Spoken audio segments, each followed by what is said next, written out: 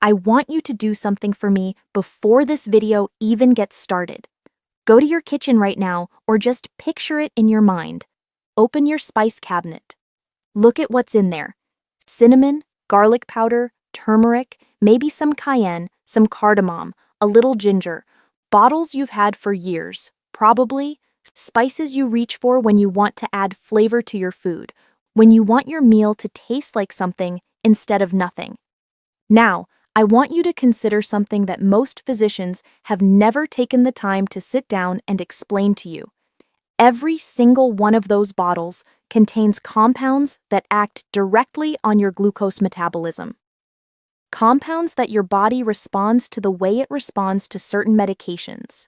Compounds that, in clinical research involving real patients with real type 2 diabetes or prediabetes, have produced reductions in fasting blood sugar and improvements in long-term control that rival what some commonly prescribed approaches can achieve in mild cases. And yet there is a very good chance that nobody in your medical team has ever mentioned a word of this to you. That changes today. My name is Dr. Sandra. I am a cardiologist, and I have been practicing cardiovascular medicine for over 23 years. In that time, I have watched thousands of patients manage blood sugar with varying degrees of success. What I have found consistently across decades of patient care is that the gap between what the research actually shows and what patients are actually told is sometimes staggering. And nowhere is that gap wider than in the conversation about food, spices, and how powerfully they can influence glucose control.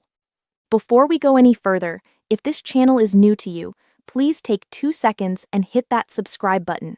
Your health needs what you're going to learn here today. Today, I am going to walk you through 7 specific spices. Spices sitting in kitchens all across America right now that clinical research has connected to meaningful, measurable improvements in blood sugar. I'll explain exactly how each one works inside your body. I'll share stories from real patients, people over 60 just like you, whose numbers changed in ways that surprised even me. And I'll give you practical, honest guidance on how to actually use these spices in your daily life. This is not about replacing your medications. That is a conversation you have with your doctor. But this is absolutely about understanding what is available to you right now in your own kitchen for pennies that the pharmaceutical conversation has a habit of leaving out. Let's begin. Spice 1. Cinnamon. Let's start with the most extensively studied spice for blood sugar in the entire metabolic literature.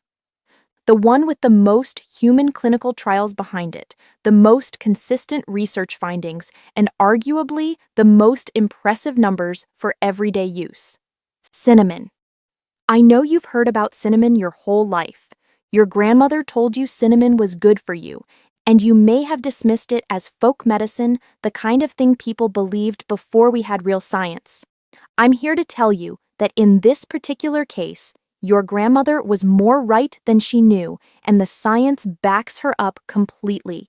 Here is what is happening inside your body when you consume cinnamon.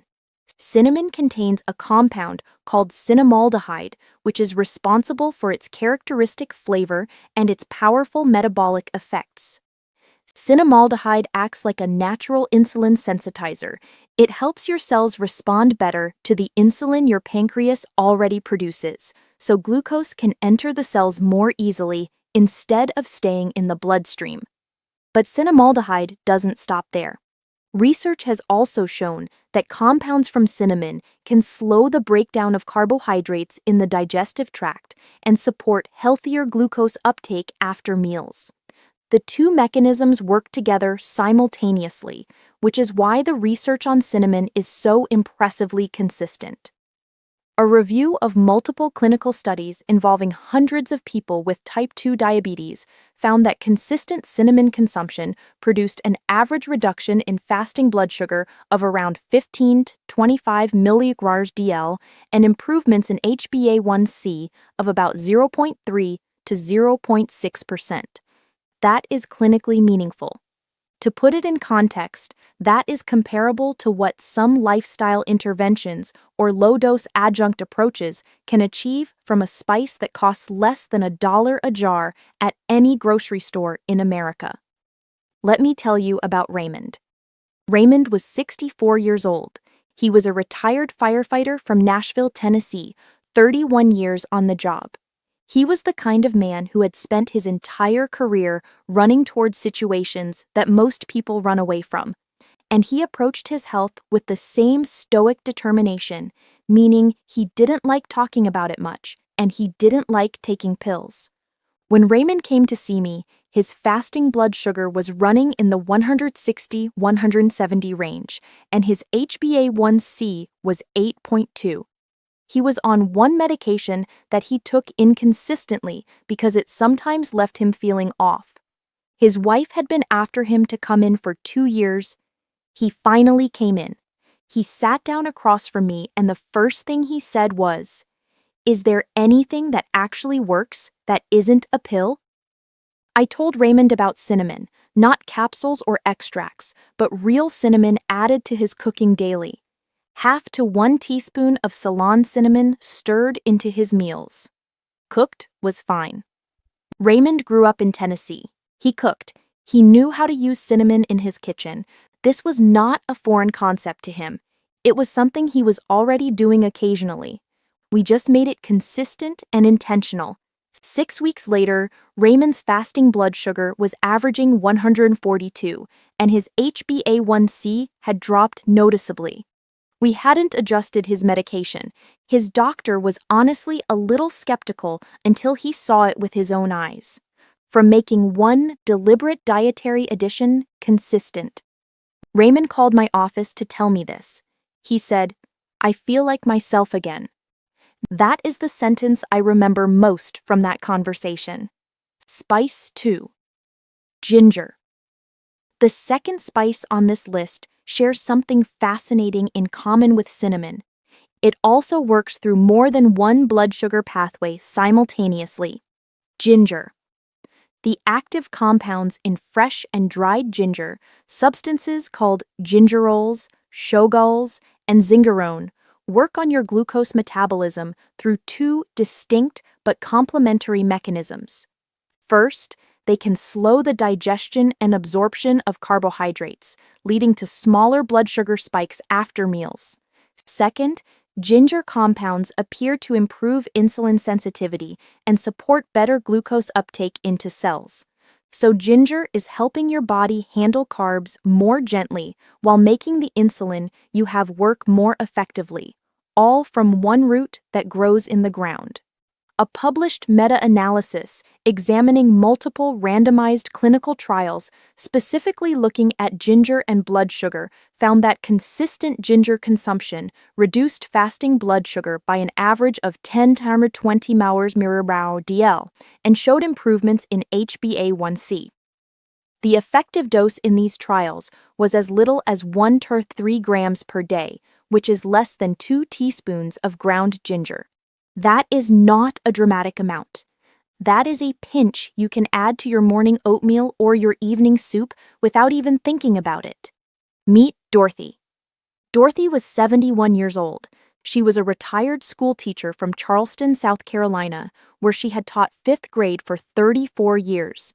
She came to me with fasting blood sugar consistently in the 150-160 range. She was not on medication yet, but she was on the edge. She also had some joint discomfort and had been managing that with over-the-counter medications. We addressed both problems simultaneously.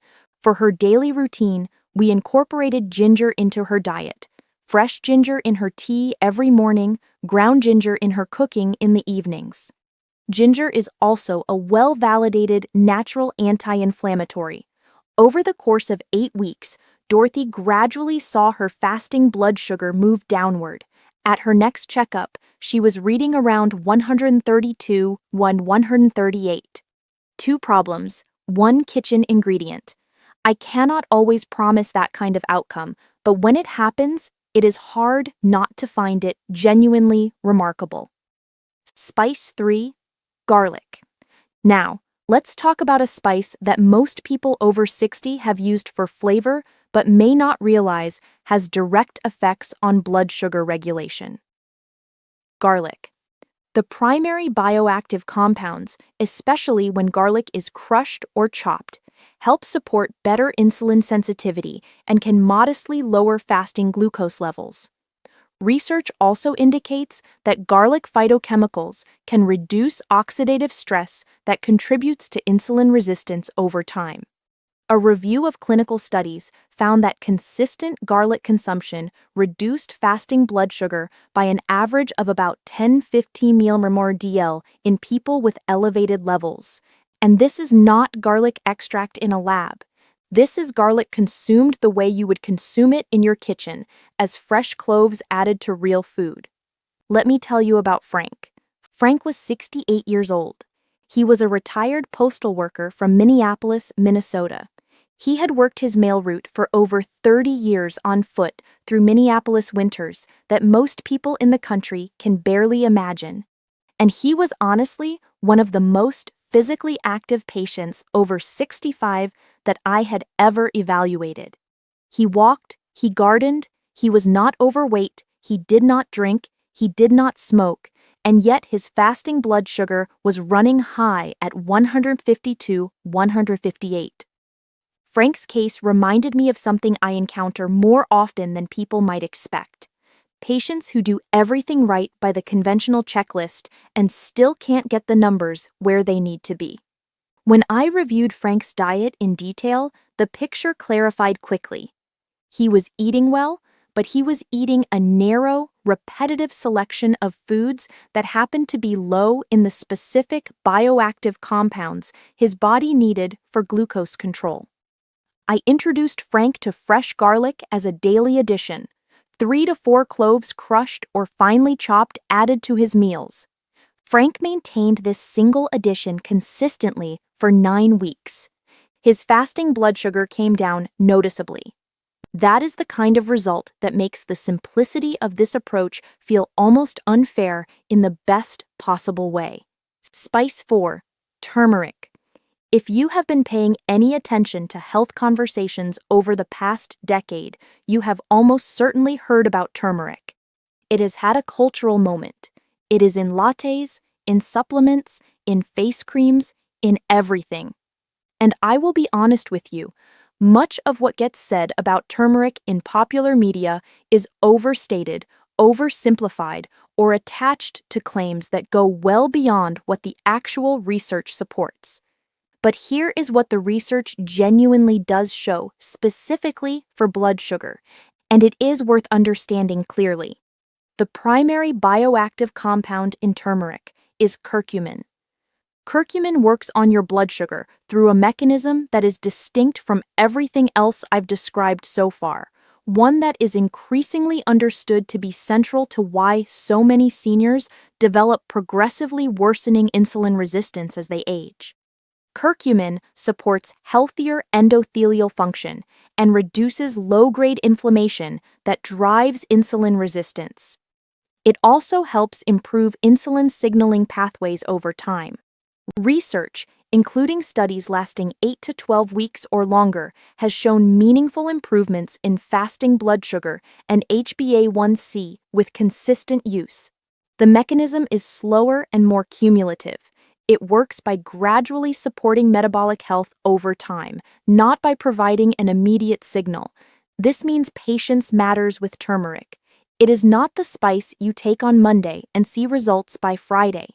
It is the spice that, when used consistently over months, begins to support the metabolic processes that aging steadily challenges year after year after year. One critical note that I tell every patient about turmeric: curcumin is poorly absorbed by the body on its own. It needs a bioenhancer.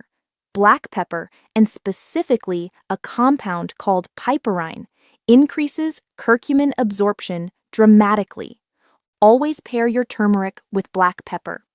Consider Gloria.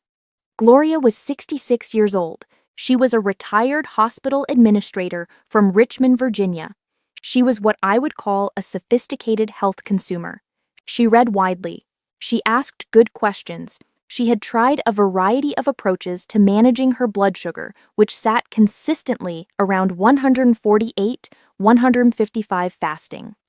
We added a teaspoon of ground turmeric with a pinch of black pepper to her evening cooking every single day, into soups, roasted vegetables, scrambled eggs, rice dishes. It became part of the background flavor of her cooking. At the 4-month mark, her fasting blood sugar had moved to around 132, 138. Gradual, consistent. The way metabolic improvement actually works. Spice 5.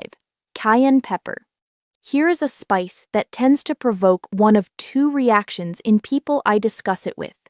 Either they love it and use it constantly, or they look at me with the expression of someone who has never willingly put anything hot in their mouth and has absolutely no intention of starting. Now, I want to speak directly to both groups because what cayenne pepper does inside your metabolic system is genuinely worth understanding, regardless of where you currently sit on the spice heat spectrum. The active compound in cayenne pepper is capsaicin. Capsaicin can activate receptors that influence energy metabolism and support better insulin sensitivity in some studies. It may also help with modest improvements in glucose handling. Start small and honor what your body tells you. Cayenne can irritate the gastrointestinal lining in people with certain conditions like gastritis or reflux at higher quantities. And finally, cardamom and hibiscus round out the list with supportive evidence for better glucose regulation and antioxidant protection that helps combat the oxidative stress linked to higher blood sugar. None of this replaces the conversation with your doctor. None of it is a substitute for the medical care you are receiving. But all of it is available to you today, right now, in a store near your home at prices that do not require a prescription, a copay, or a prior authorization from an insurance company. Start with one, just one. Pick the one that felt most compelling to you today, the one whose story resonated, the one whose taste you already enjoy. Add it consistently for 4 to 6 weeks. Watch your home blood sugar readings or lab numbers. Let your body tell you what it thinks and come back to this channel because there is so much more to learn. If this video helped you understand something that the medical conversation around you has not been taking the time to explain, and I genuinely believe it did, then please subscribe right now and share it with someone you love who is still searching for answers. They may be closer to those answers than they realize. I'll see you in the next video. Take good care of yourself.